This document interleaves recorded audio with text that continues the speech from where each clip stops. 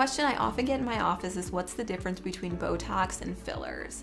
Botox we use to work on muscles in the face, so areas where we have expression and that's causing us to have fine lines, Botox can be used. Common places we use Botox would include the forehead, the area between the eyebrows called the glabella, movement lines around the eyes, which we refer to as crow's feet, and other places Botox can be used would be around the mouth, the chin, as well as the neck. Fillers are a little bit different because fillers are used in places where we have volume loss or volume change. So sometimes we can inject fillers into different parts of the face to change the contour of the face. So fillers are used in places where we want to enhance volume as well as work on contours, and Botox is used in areas of motion. A good candidate for Botox is someone who wants to see improvement in the contours of their face, especially improvement in areas of motion. When they come in for the treatment, they can expect that we'll closely examine their skin and we'll look at places where they could potentially be a candidate for Botox.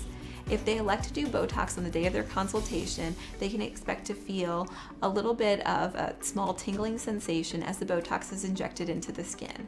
Thereafter, they'll look like they have bug bites for about 15 or 20 minutes, and then for a couple days, not a whole lot happens. What's not known to many patients when they come in for Botox for the first time is it actually takes about 10 to 14 days for the Botox to kick in. So I don't recommend that patients come the week before a family event or pictures at work. We usually want to see them at least 2 weeks before any kind of formal event, so that way we can allow the medication to work in the skin. Botox can be used a variety of places in the face. In my personal practice, the most common locations would be in the forehead, as well as between the eyebrows and around the eyes. Most frequently, patients come in for Botox every 4 to 6 months, because usually in a 4 to 6 month time period, the medication wears off. A good candidate for filler is someone who's noted some volume loss or change in the contours of their face. When they come in for a filler treatment, they can expect their face to be cleansed thoroughly. They can expect to receive numbing cream in the form of a topical medication that's applied to the skin.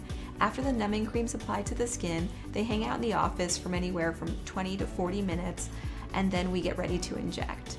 During the injections, they may feel a tiny bit of pain, but usually it's very well controlled once they have the numbing cream applied to their skin. In the days following the treatments, the patients may have a little bit of swelling, and it's always possible to have a bruise. The majority of our patients don't bruise, but I always recommend that patients schedule these appointments at least 7 days away from any kind of formal events on the off chance they have a little bit of swelling or, in the worst case, a bruise.